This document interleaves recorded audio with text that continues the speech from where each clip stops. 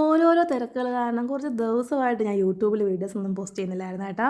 അപ്പോൾ ഇന്ന് കരുതി ഇന്നൊരു വീഡിയോ ഇട്ടേക്കാമെന്ന്. ഞാൻ അന്ന് പുറത്ത് പോയിട്ട് വന്നപ്പം ഒരു ഓമത്തൈയും ഒരു കുഞ്ഞു തെറ്റിത്തൈയും വാങ്ങിയിട്ടുണ്ടായിരുന്നു കേട്ടോ.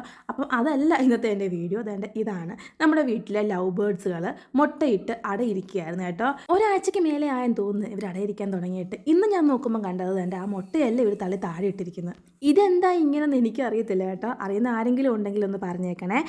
മുട്ടയൊക്കെ തള്ളി താഴെ ഇട്ടെങ്കിലും അമ്മക്കിളി ഇപ്പോഴും കലത്തിനകത്ത് അടയിൽ തന്നെയാണ്. അപ്പോൾ ഞാൻ ഈ മുട്ടയൊന്ന് കുഴിച്ചിട്ടേക്കാന്ന് കരുതി ഒരു കുഴിയൊക്കെ കുത്തിയത് കുഴിച്ചിടാൻ തുടങ്ങിയപ്പോഴാണ് മുട്ട പൊട്ടിയത്. പൊട്ടിയപ്പോഴാണ് സംഭവം ഞാൻ കണ്ടത്. മുട്ടയ്ക്കുള്ളിലെ ആ നമ്മുടെ മഞ്ഞക്കരുവൊക്കെ ഉണ്ടല്ലോ, അത് ഉണങ്ങിയ ഒരു പരുവത്തിലായിരുന്നു. ചൂടൊക്കെ ആയതുകൊണ്ടാണോ ഇതിങ്ങനെയൊന്നും എനിക്കറിയത്തില്ല. അറിയുന്നുണ്ടെങ്കിൽ ഇതും കൂടെ ഒന്ന് പറഞ്ഞേക്കണേ.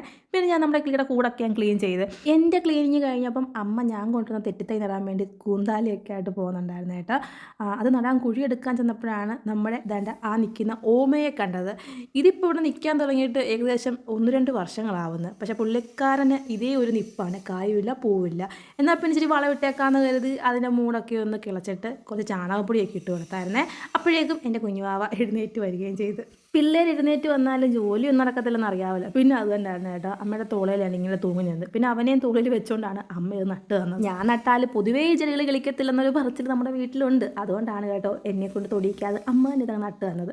പിന്നെ ഞാൻ തന്നെ വെള്ളം ഒഴിച്ചേക്കാന്ന് പറഞ്ഞ് അമ്മ തന്നെ ചെടിക്കെല്ലാം വെള്ളം അങ്ങ് ഒഴിച്ചു കേട്ടോ.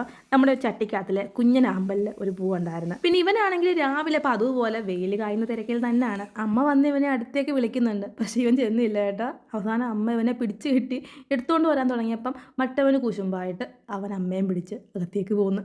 രാവിലത്തെ കലാപരിപാടികളൊക്കെ കഴിഞ്ഞ് ഉച്ചയ്ക്ക് ഞാൻ ഒന്നുകൂടി കൂട്ടിൽ വന്ന് നോക്കിയപ്പം താൻ്റെ കൂട്ടിൽ വീണ്ടും 2 മുട്ട കൂടി കിടക്കുന്നു.